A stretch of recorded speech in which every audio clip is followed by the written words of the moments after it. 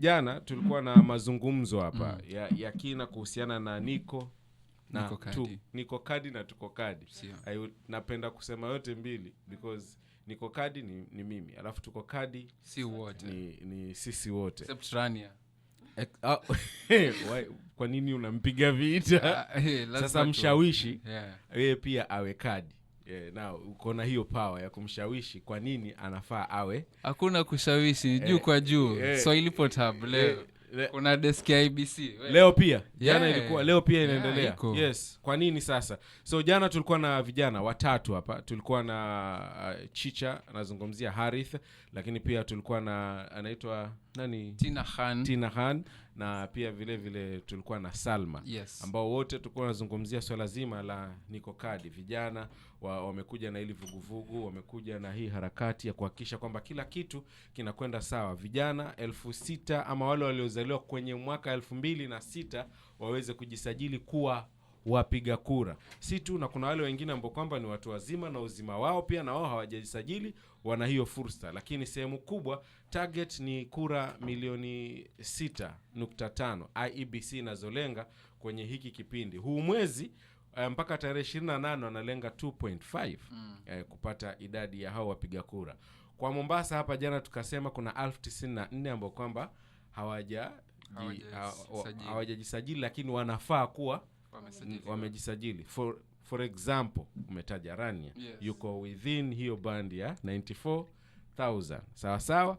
Alafu Kilifi kule tukasema ni 168, Kwale ni 103, Lamu ni 20,000, Tana River ni 38, lakini Taita Taveta ni 42.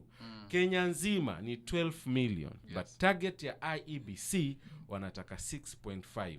Hayo na mengine mengi leo tunataka kuzama sasa kwenye mjadala rasmi, na ndani ya studio tuko naye ni mgombea wa kiti cha uwakilishi wa kike katika bunge la kitaifa, that is woman rep, ambaye si mwingine ni Hafidha Ahmed. Kando na kuwa yeye amejitosa kwenye ulingo wa siasa ama ameingia kwenye politics, manake wengine tunaweza tukateleza ulimi tukasema kwenye politics, lakini tuiache hapo kwenye uongozi. Uongozi. Sawa So yuko ndani ya studio, lakini baadaye pia tutakuwa tunajiunga naye Beautrice Gambo ambaye yeye ni deputy party leader chama cha Jubilee, deputy party leader national ambaye ni chama cha Jubilee. Yeye yuko njiani, atakuwa anakuja. Kwa kifupi tu, kwa kifupi, Hafidha, uweze kujitambulisha kwa msikilizaji. Yes. Unafanya nini? Unatoka wapi? Unajishughulisha na vitu gani? Tukiacha kwanza hili la kisiasa. Asante sana Salim. Jina langu ni Hafidha kama wanavyosema. Maarufu Daktari Hafidha Ahmed. Mimi ni mwanasaikolojia, pia ni daktari katika hospitali ya wagonjwa ambao wana upungufu wa akili. Zaidi mimi ni kiongozi kijana ama kijana kiongozi. Najihusisha sana with community ambapo tunahamasisha uboreshaji wa afya ya akili kutumia mbinu tofauti. Kuna organization ambayo nimeianzisha mwenyewe inaitwa Growth Bridge Counseling and Coaching, where we help individuals how they can live their best life considering their mental well-being. Pia tunawasaidia kujua potential yao ni gani katika maisha, hasa vijana, na kama nilivyotangulia kusema tunahamasisha umuhimu wa afya ya akili kwa jamii. Kila mtu mzima, mtu mzee, mtoto, kijana, kila mtu. Afya ya akili ni jambo ambalo ni jipya ama niseme ni geni katika nchi yetu na nchi nyingi za Afrika. Kwa hivyo ni jambo ambalo nalichukulia very seriously nikiwa kwenye community. Na nikimalizia mimi pia ni mwanabiashara. Na nimefanya kazi kwa corporate world muda mrefu, nearly 8 years. Asante. Okay. Now kwa kifupi sana. Kwa nini hivi vitu vyote ambavyo umefanya vinahusiana na uongozi. Ndio. Lakini uko kwenye sekta ya afya, wewe ni mtaalam ama ni dokta? Umesema dokta? Dr. Hafidha. Dr. Hafidha. Dada daktari wananiita. Dada daktari. Now, why politics? Kwa kweli kiufupi kama ulivyosema, because it's a long story. Yes. But shortly, it is we're in times where leadership and accountability is in literal crisis. Na watu wengi wakituangalia sisi vijana huwa wanaona hatujielewi, hatujui tunataka nini, and it is very important for them to understand kuwa sio kweli. Mimi kutaka kujitokeza kwa siasa sio kwa sababu yangu peke yake, ni kwa sababu ya vijana wengi ambao wananiangalia kuwa inawezekana na ni muhimu na sisi tujipange. Katika bunge linalotengezwa hatuna mwakilishi wa kijana, tuna vijana wamejaa pale bungeni. You get it? We don't want youth representatives. We want youth leaders in parliament representing not just youth but the republic. How they can live their best life considering their mental well-being. Pia tunawasaidia kujua potential yao ni gani katika maisha, hasa vijana. Na kama nilivyotangulia kusema, tunahamasisha umuhimu wa afya ya akili kwa jamii. Kila mtu mzima, mtu mzee, mtoto, kijana, kila mtu. Afya ya akili ni jambo ambalo ni jipya ama niseme ni geni katika nchi yetu na nchi nyingi za Afrika. Kwa hivyo ni jambo ambalo nalichukulia very seriously nikiwa kwenye community. Okay. Na nikimalizia mimi pia ni mwanabiashara. Na nimefanya kazi kwa corporate world muda mrefu, nearly 8 years. Asante. Okay. Now, kwa kifupi sana. Kwa nini hivi vitu vyote ambavyo umefanya vinahusiana na uongozi? Ndio. Lakini uko kwenye sekta ya afya, wewe ni mtaalam ama ni dokta? Umesema dokta? Dr. Hafidha. Dr. Hafidha. Dada daktari wananiita. Dada daktari. Now, why politics? Kwa kweli kiufupi kama ulivyosema, because it's a long story. Yes. But shortly, it is we're in times where leadership and accountability is in literal crisis.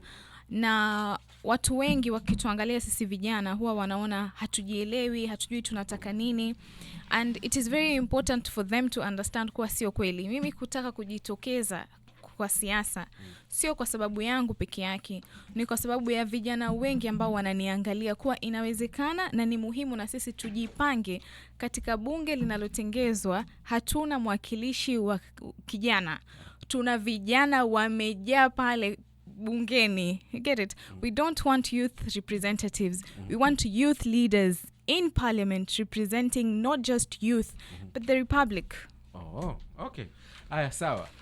Mgeni wetu mwingine wa pili ameshafika studio, lakini yeye atazungumza baada ya kwenda kupata tone la sports. Leo tuna hawa wawili ambao wale ilikuwa ni vijana wanaohamasisha vijana wenzao kuchukua kadi ya kupiga kura. Leo tuko na viongozi ambao kwamba wao wanawahitaji hao vijana wawapigie wao kura.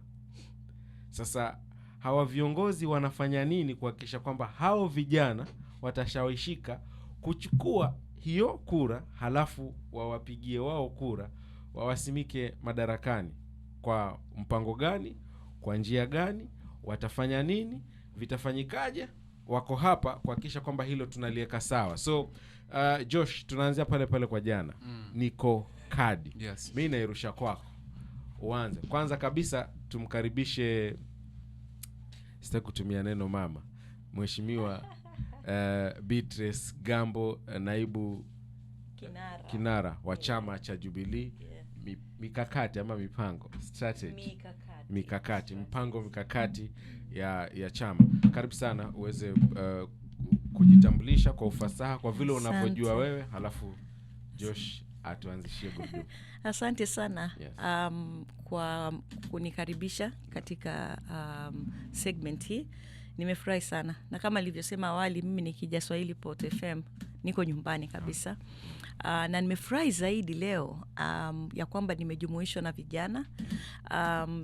Nilianza siasa nikiwa mdogo wa ile umri. Nilianza siasa, sikujua kama ilikuwa naanza nikiwa na miaka 13. Lakini the actual political engagement and being in the political space nilianza nikiwa na miaka around I think I was around 21 years old. So nikiona vijana wako hapa na wanazungumza hivi nafurahi sana, kwa sababu kumaanisha in the years to come at my age probably there will be presidents of this nation. Probably they're going to be cabinet secretaries, you know. I think there is hope. So nataka niwapatie moyo vijana ya kwamba there is hope. Please be consistent, kwa sababu ukiwa consistent na ile kile unachofanya, then you will go far.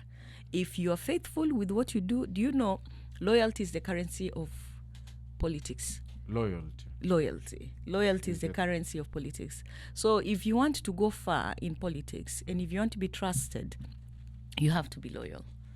And when I say you have to be loyal, I mean you have to know what you stand for. Because you cannot be in a political party. Like I'm in Jubilee. I know what Jubilee stands for. Therefore, I'm very consistent and I'm passionate about being in Jubilee. And I can stand anywhere and say that I'm the deputy party leader. I deputize His Excellency Uhuru Muigai Kenyatta. We have a conversation, and every time we talk and we discuss about this country, you can see the passion that he has, the direction that he has, the clarity that he has where this nation is supposed to be. So I'm there because I know what he stands for. So if somebody else, like the ruling party, of course they have approached me. If they come to me and tell me now we want to offer you ABCD, you come over, I cannot move. Okay, I stay loyal to Jubilee because I know what Jubilee stands for. So as young people, na wale pia wanaonisikiza, tafadhalini muwe na msimamo. Msimamo ni kitu cha muhimu. You will never learn this in any other way. You'll only learn it as an experience, you know. So when you experience the benefits of being loyal in a political process, in a political party, in a political movement, then you will be able to thrive and people will respect you. By the way you will earn your respect. Young people, nisikizeni. Ndio mnaenda, and I love what you're doing. I love the Niko Kadi. Hata mimi nitaanza kuweka hiyo hashtag. And I know they will embrace it and they will have no problem with me like other leaders. Ambao waliambiwa wewe unaweka Niko Kadi, unajua hii Niko Kadi ni ya kukutoa wewe kwa urais. Poor guidance. Hapo mahali tutakuja kuzungumza because mnateka nyara mambo ambayo sio yenu. Josh. Kwanza I will defend myself. I would first love to invite you once more to Karibuni Sana. Thank you. What the two guests that we have here in studio to me represent two completely different aspects of politics. Yes. I remember before we closed, we were talking to Anania Maboza, yes. and he was explaining to us how the steps into getting an opportunity to run for a political seat. Yes. And we were looking at how hard it is for a young person to get that 200,000 Kenya shillings to register, to run and stuff like that. So Hafidha is on this side of young people who are trying to get into leadership. And we have Beautrice, Gambo, who's part of legacy politics. Legacy politics, I mean people hailing from the political parties that are already established. So I already want to put Beautrice on the hot seat. Yani from the jump. We were speaking off air and we were talking about how Jubilee looks to even open like offices in each and every county. Yes. Bring more representation. Now on this other sphere, we are talking about the Niko Kadi movement. This is an organic movement by the young people to propel more young people to register as voters. Yes. You said that Jubilee has the resources to make these offices or to have whatever activities that they need to propagate their, I don't want to say political agenda, but their agendas for the way this country should move. How comes it is so that these factions, like the Jubilee, like the political parties, where it is a caucus of leaders, but there are no efforts to rally citizens to register voters. For it to fall back to the young people, for them to have like an organic movement that propels other young people. Why don't we see these efforts from you? Wow, that's a very, very interesting question. Yes. And I would like to officially invite you to the Jubilee National Convention that is going to be held very soon. Okay. And if you allow me, I'm going to invite you. Because one of the things that we are going to discuss in that convention, it's going to be a national one. So, of course, it's going to draw youth from all the corners of this country. And this is being put together by our representative on the NEC, Angel Mbudia. She's the one in charge of the youth. And she's extremely, extremely passionate about it. We've had this program before as a party. I think that was towards the 2022 elections and towards the 2013-2017 elections. We had a team that was specifically organizing activities and events around getting people out to register as voters. So we have done it as a party. I think so far we are the only party who've gone out to do that. And why Jubilee? Why is it that Jubilee has that heartbeat, towards the young people? It's because our president, the former president, His Excellency Uhuru Kenyatta, he's been in the political space since he was a very, very young person. He's been in the political space because even by virtue of the father having been the founding president of this republic. And therefore, he understands the importance of having the youth, integrated in political processes like we are doing right now. So we are having this convention. And as I told you, we had a program before, and I'm sure that program is also going to come up because there's the mass voter registration and the continuous voter registration. Okay, so of course the mass there's so much resources that is being put there to make sure that it happens. As we speak, I've had like last weekend I had meetings, quite a number of meetings, very strategic meetings in Kisauni, kuongea na vijana na kuhamasisha na kuweka mikakati jinsi tutaenda kuandikisha kura. Na wakaniuliza bintu churches, I've talked to them. And, just looking at the schedules and telling them, guys, you have to go here. So every day I get calls from my people on the ground telling me, Mama, leo tumeregister watu kadhaa. Leo tumeregister watu kadhaa. And now when I say watu, of course, a majority are the young people. But you'll be surprised. There are people who are probably who qualify to be your fathers and mothers who do not have voters cards. Senior youth. Yeah, very, very unfortunate. A 45-year-old... The other day, one of the sitting member of parliament in Central was shocked. He saw this photo of a guy who has been following him and shouting his name and everything. And he was like, oh my God, this guy does not even have voter's card. So all this time, he's been going with me to meetings, nanini. The guy does not even have a voter's card. And the guy is like in his 50s. No. So you wonder, so I believe, of course, 80% of the effort, we talk of the 80-20% rule. So 80%, of course, is going to be put on ensuring that the young people, you guys, Muko Kadi, and then, of course, the 20% just to walk around and ask people. Because, again, there's another problem that, I don't know if I should call it a problem, but it is a problem. And I've actually had a conversation with leaders last week in Kisauni, where you have people living in Kisauni, but they vote in Chonyi. Okay? And then you ask them, so what do you expect to get from there? And then they tell you the reason why we've done that is because we've never had leaders who come out genuinely na kusema ya kwamba yani tunatoa basari bila ubaguzi. You understand? So they feel when they are there, they can speak a language that person will be able to give them a bursary because they vote there. So now I've told them, God willing, I'm coming in, okay? Historically so, because as the first female member of parliament in Kisauni.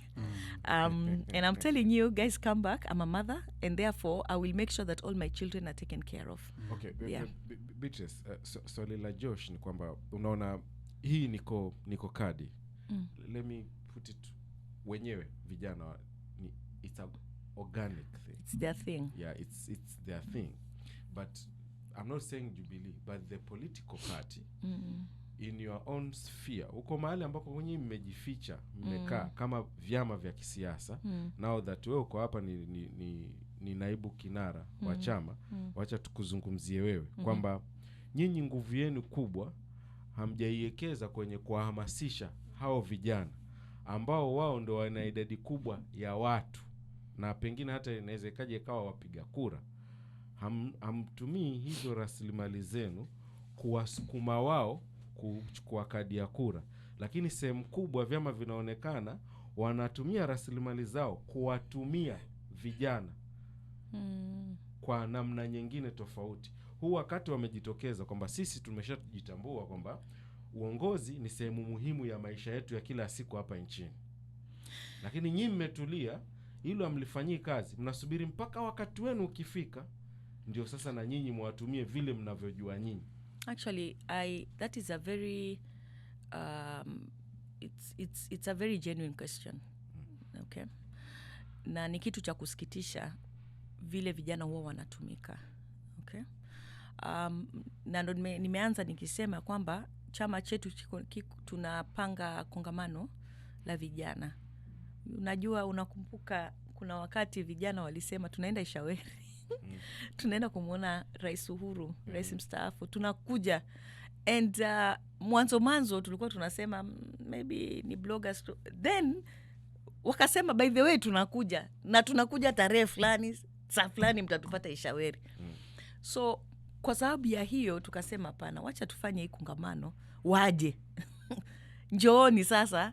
Na ndio maana nimepeana invitation kwa wale hao ambao wako hapo kwenye studio ambao wanafanya kazi Swahili Pod, ili muje musikie ni yapi tunazungumzia. Lakini tena mumenipatia changamoto, and whenever challenge is placed I have to embrace it.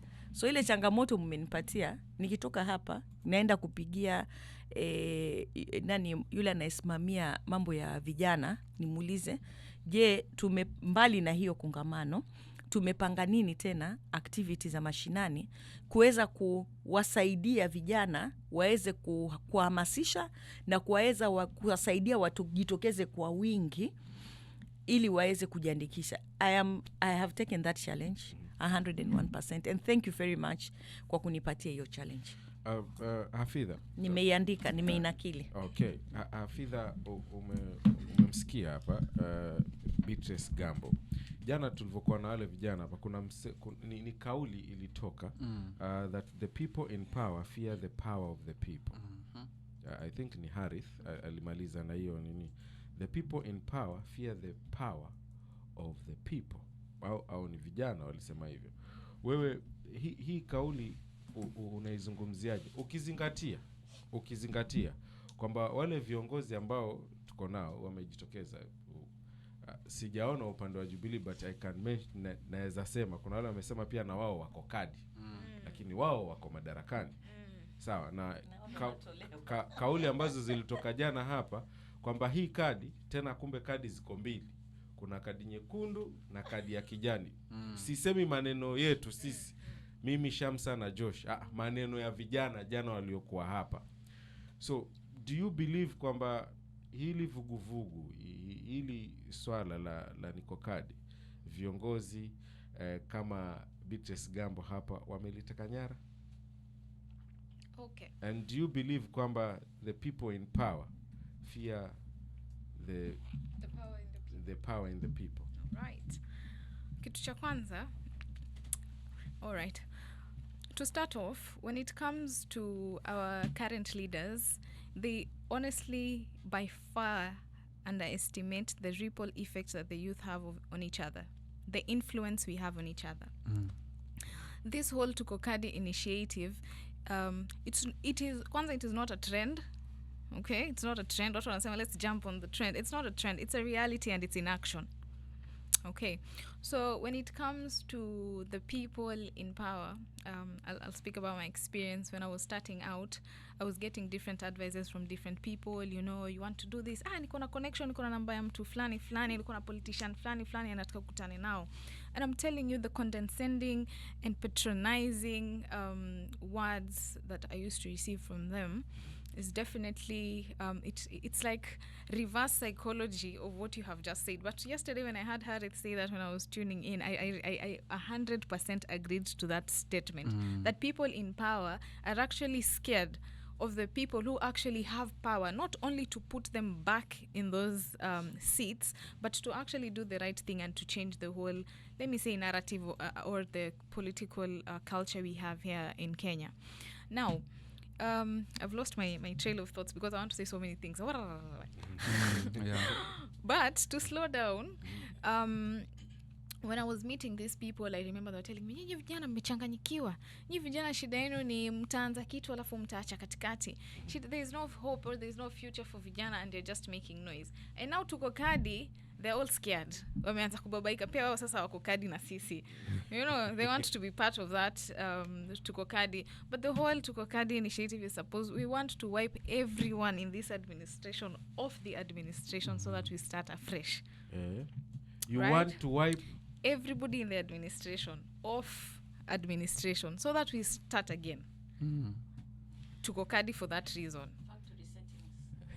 Factory resetting. So people sasa hao viongozi ambao wao tayari wako kwenye uongozi, the reason why ambao wako kwenye niseme uongozini alafu wao wanataka vijana waendelee na tuko Kadi na pia wao wanataka kwa Kadi, ni sawa, nyinyi kueni Kadi. Nyinyi kueni Kadi. Okay. Hai, Shamsa. All right, so just to roll on what you've just said, anataka to wipe out all the leaders and we bring in new leaders. So my question is, how do we vet the incoming leaders based on integrity rather than their ability to give a high-end rally? Right now, we have so many people that are showing up and claiming they want to take up these seats, but how genuine are your intentions? We understand that we want to bring in youth, we want to bring in so many people in power, but how can we vet your true intentions to take up those seats? Because in the government, in the three arms, legislation is one of the arms that makes decision. Yes. Like the finance bill was passed by the same people that we elected. Yes. Right now we're just about to elect new people. What are your intentions? What are your intentions? Okay. Now, being a new one. Being a new aspirant, fine. But before I get it to me, you see, I was talking about the political culture in Kenya. And I will use the question that you have today. Our topic, our subject today is, do we have the right leaders? How does it go? Do we have the right leaders to what now? To vote for, maybe. Do we have the right leaders to vote for? Beautrice said right is relative. I believe when it comes to leadership, it is almost impossible to say this is right and this is wrong because of the values that we all have individually. But I'll tell you about bad and good leadership. We have good leaders. They're fewer, they're quieter, and they're less marketed. Of course, because in our culture of politics, we reward visibility. Charisma, yeah? We want to show up. How best you can... Yes, and how best you can also shine when it comes to kitu kidogo. Shikahi, you know? And with that, now the fewer or the quieter or the less marketed good leaders who have nothing but just... I have a good word. You know, I am here with the good news. Okay. That currently I am vying for women representative seat here in Mombasa. Yes. And amongst the things that I talk about all the time is the unemployment that we have amongst ourselves in the youth. Okay. Sawa. So, huyo ni Hafidha. Tuachie hapo. Tuende kwenye chumba cha habari tukirudi. Hawa wako hapa. Leo mpaka tuone views za vijana na waliobobea. Sitaki kusema wazee, waliobobea. Jana nimeambiwa mpaka mimi vile niliitwa senior. Wewe si? Ni senior. Okay. Senior. Iko sawa. Kuna swali hapa. Ameuliza maswali moja kwako, moja kwake, alafu moja kwa nyote wawili. Anasema to Madam Beautrice Gambo, you've said loyalty is the currency in politics, but we all know betrayal is also the norm in that sphere.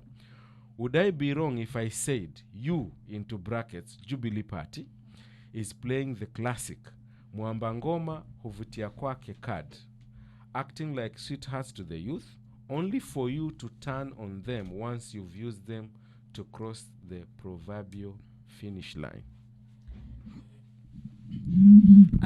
Your response to that? Wow, I like that question. It's loaded, and I would like to take you back to the time that Jubilee was running government. We ran this country for 10 years. 10 years, okay? Jubilee got, the president, Uhuru, got re-elected. And during that time, even during his first term, you never experienced what we're experiencing right now, okay? And I understand where you're coming from because of what you're seeing happening around right now. And but during our time, we never had such incidents. During the Jubilee regime for the 10 years, that's when you had a first of so many things, okay, that targeted the youth. It is during, absolutely. I mean, even the migration from analog to digital, it happened during the Jubilee reign. And it was actually done by none other. Matiang'i. Yes, Dr. Fred Matiang'i. And somebody will ask, how did that even help the youth? I mean, that's why we are seated here, because we actually moved from analog to digital. In fact, the reason why now we are experiencing and enjoying this digital space, even we can be able to do the TikToks, which this government now has also tried to bring in some funny policies to be able to gag the youth. During our regime as the Jubilee administration, we were creating an environment for the youth so that they can actually be able to communicate effectively. And the biggest beneficiaries of that move from analog to digital are the youth. I mean, and it was also during that time, okay, even in terms of the university financing model, it was conducive for those people who are in university. Look at the unrest that we're experiencing right now as university students. You understand? So, Jubilee is not. We are not. We don't just speak. We actually we did not just speak, but we actually walked the talk, and that's why right now we are saying, guys, we are coming back to government. You know, so that we continue with what we had started, correct maybe some 2-3 things, whatever it was that needed correction, because you can correct, but right now what we had built is being destroyed. First, I would love us to fact check a bit. The switch from analog to digital, wasn't that just for televisions, from like analog transmission to digital? But I mean, whether it was an inevitable but was move, it eventually it was supposed to but happen. somebody needed to do it, and we did it under the Jubilee administration. But in your understanding, was it helpful or not? It was already happening. No. Was it helpful Globally. or not? It was already happening. Yeah, but it can be happening globally, but it takes a leader to implement it locally. We had a time frame for it to happen. That's what I'm saying. I mean, we also have a time frame for dams, 100 dams, and not one has been done under the Kenya Kwanza administration. But hiyo escalate from the Jubilee administration because vitu vingi havikufanyika. No, but so you see, supposed to be done no. Some of these promises were made through a manifesto, a Kenya Kwanza manifesto. You understand? So if Ruto felt that he could not be able to achieve, he did not have to lie in a manifesto and say, I have this manifesto, and therefore I'm going to do things in the next 5 years. Then you people can gauge me if I have implemented this. You cannot talk about 100 drums and do none. It was his manifesto. He owned it. He signed on that manifesto. Swali la maa ni kwamba, kwa sababu umesema kutakuwa na kongamano la vijana. Yes. Jubilee, right? Why? Because the right thing to do. The perception is because vijana sasa hivi wameamka kuanzia mwaka juzi, that is 2024, 2025, mwaka jana wakafanya ni makumbusho. Yes. And some other staffs waliandamana pia kwa sababu ya kifo cha ni nani yule alikufia kwa police station. Everybody Ojwang. Yes. watu wakaandamana. Huu mwaka wamekuja na kitu chengine tofauti. Now tuko Kadi because wanataka, as Hafidha amesema, kuondoa wale ambao kwamba wako madarakani ama ofisini, kuweka watu wengine wapya ambao kwamba wanaelewa. So is it that chama cha Jubilee kimeona fursa ya kwamba vijana wanainuka, so acha tuandae kongamano la vijana? No, I don't think that is what is motivating us to do this. And is it even organically from the young people? Do you believe, is the Congress something that the young people sat down and be like, and were like, we need this for things to move forward for young people? Ama it's because you as a party are looking for a way to engage with the young people? And I would love to bring out what I believe is the difference between the representation that Hafidha has versus the representation that you have. I'm not going to speak for Hafidha, but I'm going to speak for the kind of... The Hafidhas. Yes. Is that the activities that are around that Hafidha promotes... we are going to use your name as a metaphor. Sure. Are you giving us permission? Is that something youthful is happening, and it's not... She might be the one who's orchestrating it, but it's for the youth first, and she's part of it. Unacheke? As compared to now, legacy politics is the youth are doing something, let's jump on it and say that we're doing this for the youth, yet it is not organically from the young people. Yani, the young people did not sit down. Young people sit down and say we need jobs. Young people sit down and say we want opportunities. I've never had any young person saying that they want a Congress or they want to... Actually, if you've been following, of course, you are always on social media. Even right now, I'm sure you're just aching to go back to your phone. We have received several requests. In fact, the young people have asked for an audience with His Excellency Uhuru Muigai Kenyatta. You agree with me? They have done it. It's been on social media. They have put posters that we are coming to Ishaweri. They have demanded, they have asked that we want to have a conversation with him. And when people say that we want to have a conversation with you, it's because they know there's something you have. There's advice. There's something you have. There's some wealth of knowledge that you have that they need. They're craving for. Let me tell you, right now the country is craving for hope. And these young people feel that if we sit and have a conversation with His Excellency Uhuru Muigai Kenyatta, there is hope that he's going to deposit in our hearts that we are actually so badly need. You understand? Eh? And therefore, when we have this, and I mean, of course, we cannot have all of them in the country to come. But it's actually been on social media from yesterday that this convention is loading, and I'm sure you've seen it. What I would say is this. There's always a starting point to everything. And I can tell you, I mean, I can even say it before my God. I have no intention of using the youth, for political expediency. I have no intention as Beautrice Gambo for using the youth, and I can speak this confidently on behalf of the Jubilee Party of Kenya. We have no intention of using the youth of this country for political expediency. We have every reason to make their lives better and to have a conversation. So we are giving them a platform where we can be able to have a conversation and tell them, guys, tell us, let's talk, let's have this conversation. And therefore, I mean, if you, even when you look at my media team, they are extremely young people, and they have their ways of doing things, and I allow them to do these things. You understand? Eh? When I interact with the young people, you can actually read and feel the frustrations that these people are going. You guys are lucky you have a job. I think right now the bottom line is, as young people, we are more looking into the intentions behind everything. Our intentions, and that's why I'm saying it and I repeat it, our intentions as Jubilee Party are pure. And that's why there is a gravitation towards His Excellency. Uhuru Kenyatta.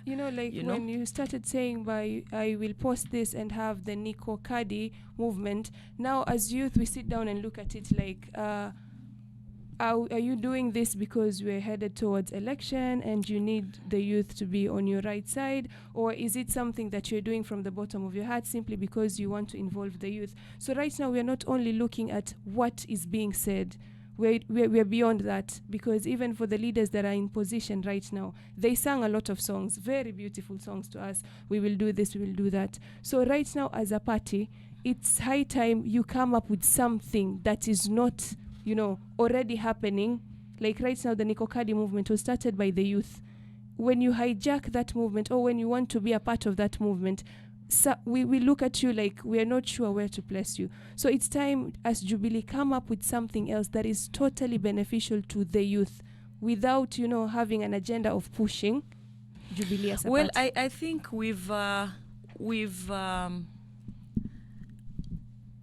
there's a point of reference. You understand?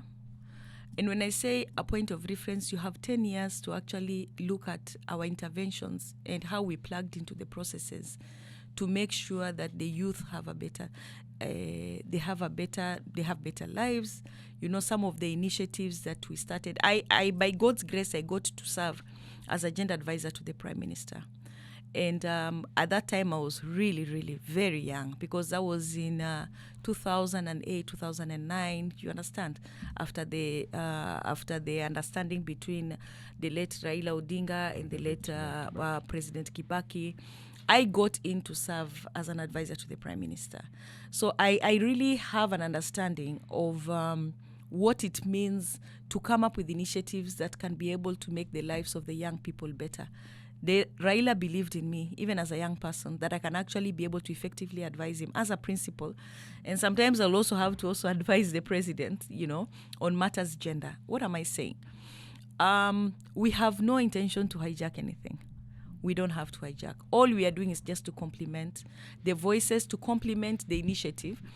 And for me, whether I put it on my poster, Niko Kadi, or not, I am passionate about the youth because I have an interest, to make sure that the youth understand the importance of participating in political processes.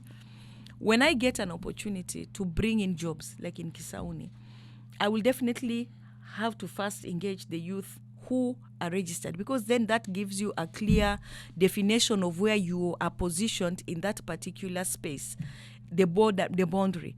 Mimi ni kijana wa Kisauni. So I want to make them proud, because again, that will be my area of jurisdiction. You understand? So for me, I really embrace what you people are doing. I really encourage. In fact, I have seen somewhere one person who is vying for a political position in Mombasa, and he has avoided writing Niko Kadi. And I know him personally. He's running for a county position. I know him at a personal level, and I know what he stands for the youth and how he supports the youth.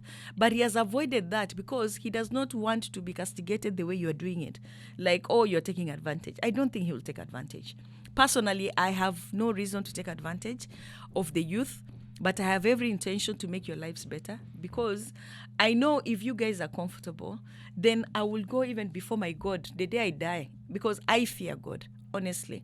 And the day I die and I appear before God, I will be able to account for all these things that I have done. And I said, yes, I did this for Kisauni people. I did this for Mombasa people. I did this for the Kenyan people. I fear God. So I have no intention. So if you see me putting it there, right now I'm actually thinking twice if I should put, because I will not. No. I do not want to create an impression that I'm taking advantage of a process, because I don't have to. I don't need to, by the way. But I will still be able to send a message that, guys, let's get ourselves out. And by the way, starting next week, watch this space. There are programs that I've actually organized to make sure that my people go and get registered. And I don't have to use that slogan. To Dr. Hafidha, kwako sasa. Chukua kipoporipo. We've seen many youth get elected, nominated into political spaces, but only to end up as sellouts. Sawa?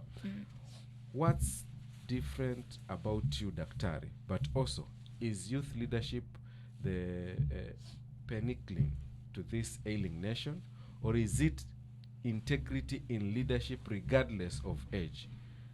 Side note, hii sasa ni side note. When you get to parliament, so swali ni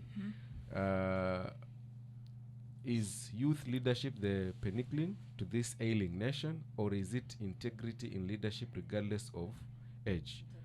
So jibu hilo, alafu hii nyingine ni side note. Hapa mambo yamesemwa mengi, kila nikitaka kuzungumza nyingine yapita. Let me just jump on a few things. Anza na kusema uko katika chama cha kisiasa? Sina chama. Okay. Bado. Watafuta. Bado. Still on the vetting processes. Yeah. What is guiding your vetting process? Exactly. I wanted to ask you a question. I wanted to ask. I'm sorry, I don't know if I'm allowed to ask a question. Okay. I would actually be okay. Mike. Continue, Hafidha. Okay, my vetting process involves a lot of, unaona katika hizi chama. These chamas, all of them are the same. UDA, DCP, sijui kina nani, all there's the same people, right? Yes. And it becomes very, mimi kwanza, I'm a huge fan of the former president Uhuru Kenyatta. I will not lie to you. Jaden was really doing it that time. But when you say that, Beautrice, when you a little bit lost me there when you said about the whole digital and what about, there's so many things that the 10 years you were in government went right and that I benefited from, including Linda Mama and HIF. It served me very well, yeah.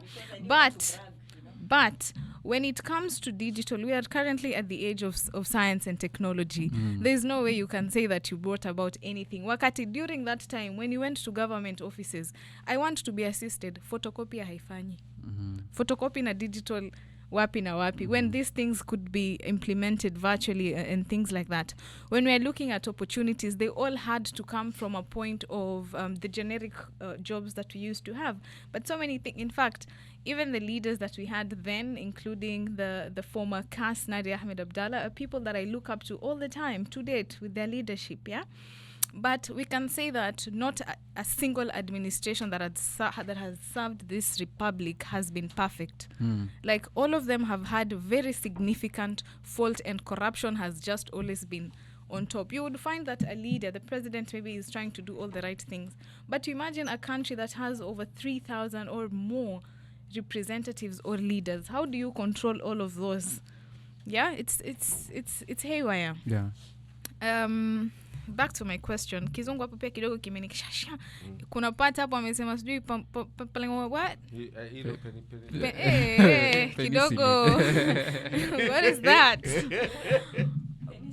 Maybe come again. Hey, jamani. Let's do the question again. I'm a doctor, so I was wondering. Okay. Now let's run it up again. The question hapa, amesema, Dr. Hafidha, we've seen many youth get elected ama stroke nominated into political spaces but only end up selling out.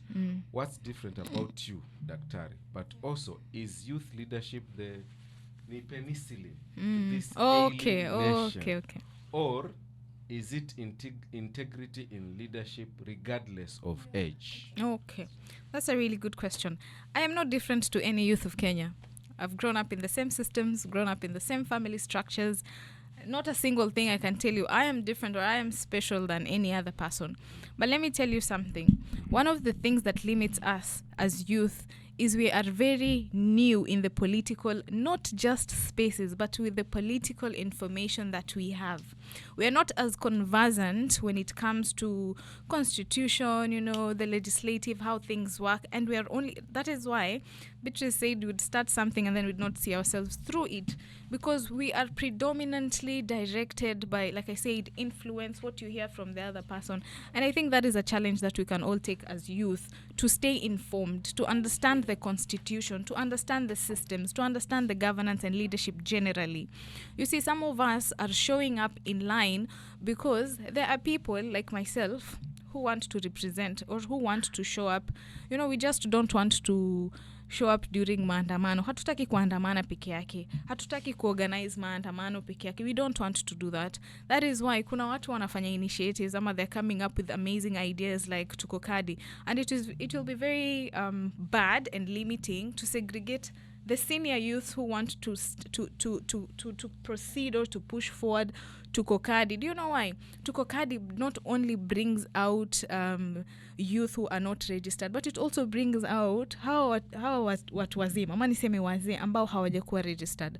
It is important to question, like, why are you doing it, but not to just tell them not to do it generally, because a lot of people are going to join. Imagine ukipost tuko Kadi, wamama wenzako wataona pia wao watataka kukuwa Kadi.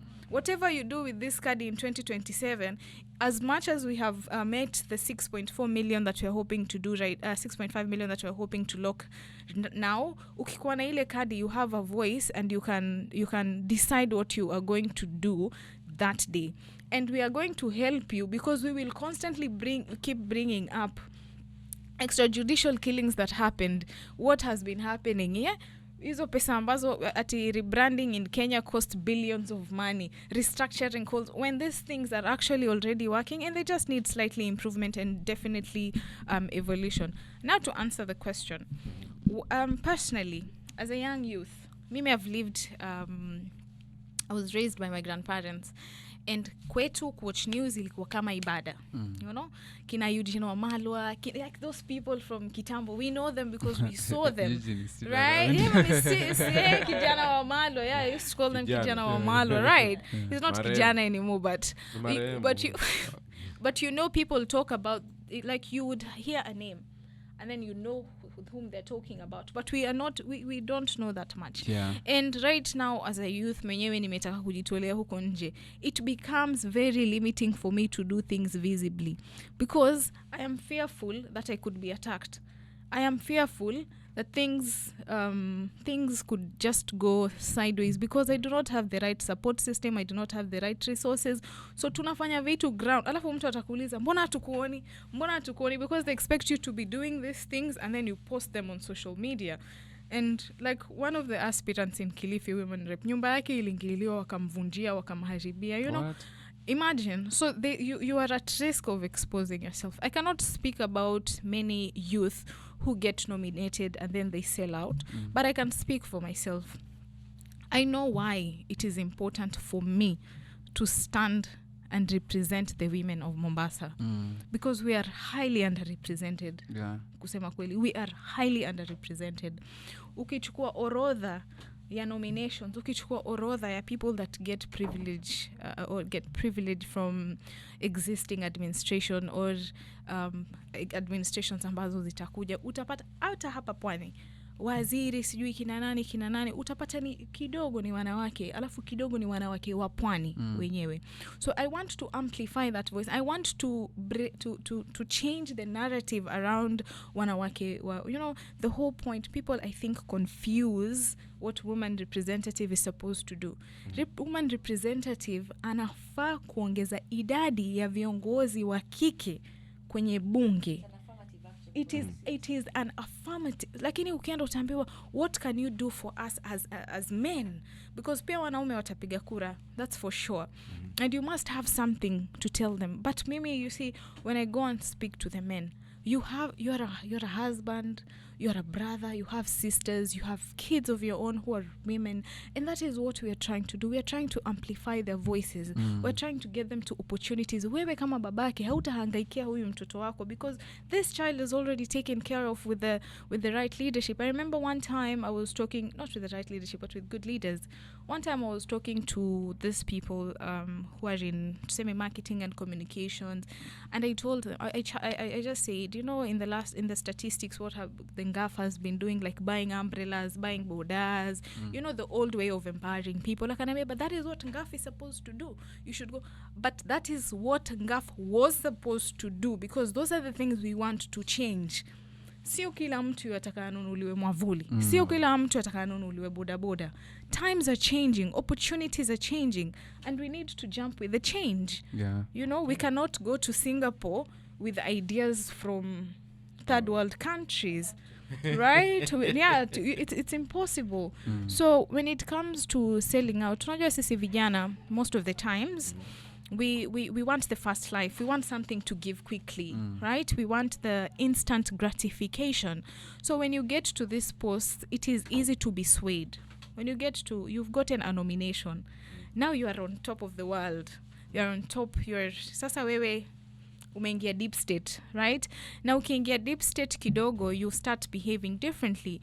And you would find that even when people are referring you or recommending you, because I don't know what metrics they use for nominations kusema ukweli, but there are people that you will have to answer to.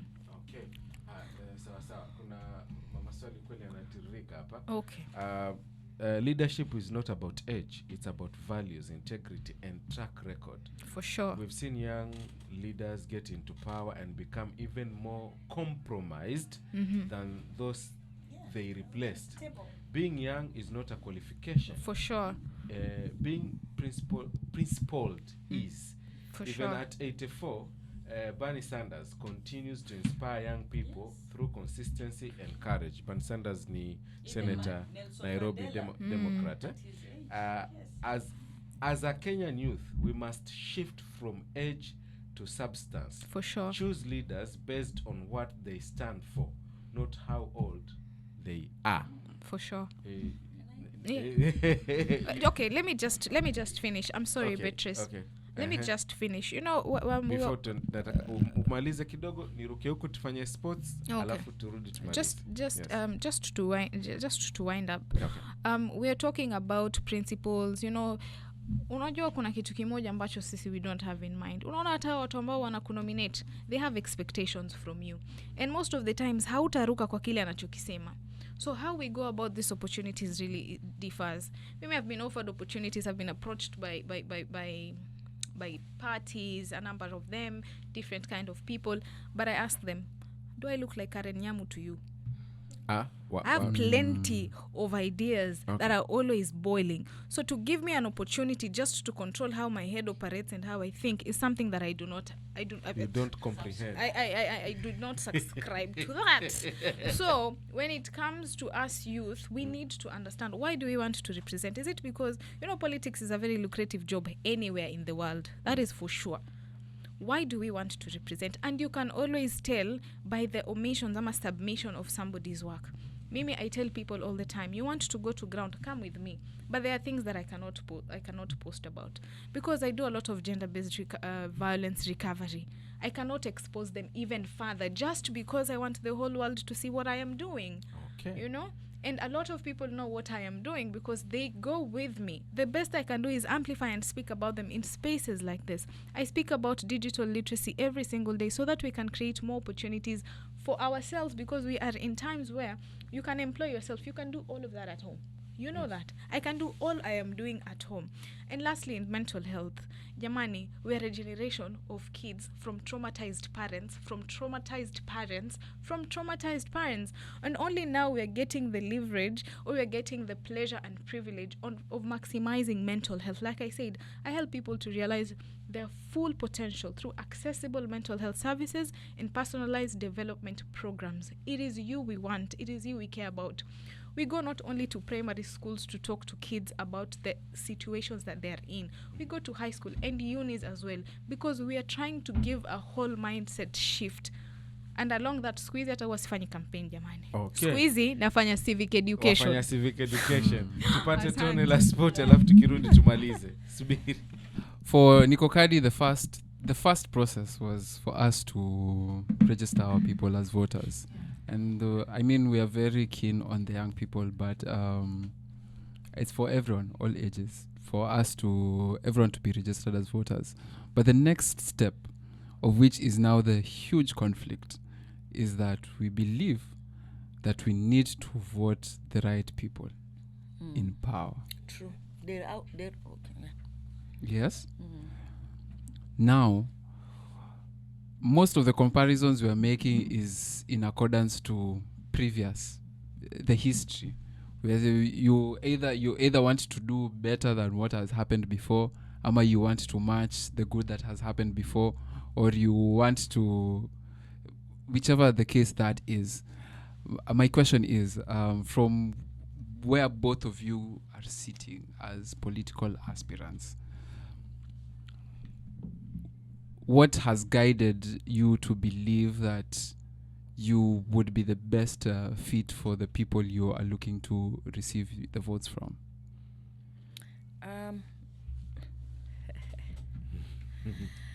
Kuna aina tatu ya wagombeaji viti.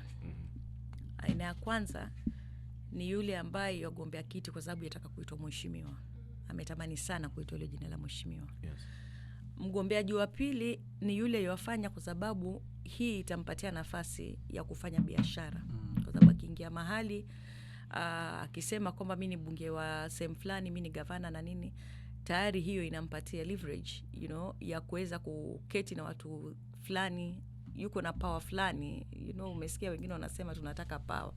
Ile power ni ya kufanyia nini? Unanielewa? Alafu kuna yule ambaye yasimama kiti cha kisiasa, and I fall in that category. Kwa sababu ni nafasi inampatia yeye fursa ama inampatia platform ya kuweza kutengeneza, kurekebisha, kuunganisha, kusawazisha, okay?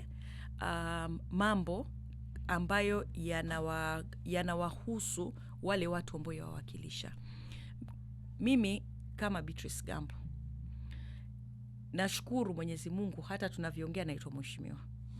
In fact hata ukiangalia katika communications zetu kwa chama, by virtue of the position that I hold, I'm honorable Beautrice Gambo, okay? So I'm not sisimami kwa sababu nataka kuitwa honorable. Already I'm being called one, okay? Pili, sisimami kwa sababu nataka mshahara. Kwa neema ya Mwenyezi Mungu, by the way, with all humility, I need what I have enough, as God has provided for me. And I really thank this God because he has provided for me. So I'm doing this because I want to create an opportunity for other people so that they can also be able to access what chapter 4 says in the Constitution. Okay? Na ukiangalia chapter 4 ya katiba yetu, na hiyo siku 2010 ulikuwa na miaka mingapi, daktari? Okay? So 2010 sini wanareka. So 2010 kwa neema ya Mungu, and I believe if you guys were old enough at that time, you'll probably have joined me in Uhuru Park. Kwa sababu nimeona tayari malengo yenu na roho zenu na matamanio yenu. Nilikuwa Uhuru Park siku hiyo wakati Rais Kibaki alienua katiba ya Kenya, okay? Nilitoka na machozi. You watched it. Nilitoka na machozi nikiwa Uhuru Park. I even remember I was wearing a yellow suit. For whatever reason, I was in yellow. And I cried. And the reason that I cried was because I was not there in 1963. Wakati ile bendera yetu ya Kenya ilikuwa inapandishwa. But now I had an opportunity. That moment, I felt like Kenya ilikuwa inapata uhuru kwa mara ya pili. Mnanielewa, eh? So for me, I'm very passionate about this constitution. So nikiwa mbunge, hii ndio itaniongoza ni jinsi gani ya kuongoza watu wa eneo bunge la Kisauni. 2027, na hii nataka iende into record. 2027 is going to be the turning point for the Republic of Kenya. And I'm telling you, it will be similar to that moment in 2010 when the Constitution was being raised. Because the youth that did not vote in 2022 will now vote in 2027, kisha wengi, okay? Because it will be the turning point for this republic. You know what the president has done, so you'll have to ask yourself, do you want him to continue doing what he has been doing? If yes, you vote for him, yes. If no, you vote for the other person, okay? Number 2, you will look at the governor, okay? We all come from Mombasa. You look at Abdul Swamad's record, okay? And ask yourself, are you happy with what Abdul Swamad is doing? His Excellency the Governor. If yes, you vote yes for him. If no, you vote for an alternative. You go to Kisauni, where I come from. You look at what... Oh, God. I don't even know how to say that. You look for what... You look at what he has done and look at it, and clearly you'll be like, no, we cannot continue this way. You vote for Beautrice Gambo. You understand? So... What I'm saying is, and the alternative is talking, so it's me. So what I'm saying is, guys, and I'm telling you this with a lot of love, and my heart is bleeding right now. 2027 is going to be the turning point for this nation. I am telling you, it's going to be the turning point of this nation. You will have to ask yourself, as you're walking into that booth to vote, when you're given that voter's card for the voting, whatever, the ballot paper for the president, you will ask yourself, do you want Linda Mama back, or you're happy with the way the status quo? Do you want the university model to change, or you want status quo? Do you want a president who will continue lying to you, or you want status quo, or you want a president who will be telling you what he's going to do or she is going to do? You will ask yourself, do you want a president for the next 5 years who will let patients in Kenyatta National Hospital scavenge? And I will repeat and underline that word, scavenge, because there was no food in Kenyatta National Hospitals. Patients had to scavenge for food, because you cannot take medication or administer medication, you're a doctor, you know, if you have not eaten. You understand? And because there was no food in Kenyatta Hospital, so patients had to scavenge. Patient mwingine amekula ameshiba, unategea kile kimebaki makombo, waenda kula makombo because wewe hukuja kuonekana. Because labda umeenda Kenyatta, watu wako Mombasa. So uko peke yako. Unanielewa eh? So hayo ndo maswali nataka mujiulize. So kesho mkiona nimeweka Niko Kadi ni because naelewa ya kwamba kadi hii ambayo mtakuwa nayo si kadi tu ya kutoa rais, si kadi tu ya gavana, ya kuangalia kama gavana anafaa hafai, inaenda all the way to the MCA. Mentioning the MCAs. Juzi mimi nilishangaa, yani ma MCA wameka kongamano, and I'm not defending the governor. I am not defending him, or I'm defending, by the way, because I still feel Makadara Hospital kuna mambo mengi lazima yarekebishwe. Yes. But 4 years down the line, miaka minne, na nitaisema kwa jukwaa hii, miaka minne ndio ma MCA wa Mombasa wanshtuka. All of a sudden, lazima sasa tuzungumzie kuhusu Makadara. Because we are 1 year to the election. What happened from 2022 walipoapishwa mpaka sahi, wamekuwa wapi?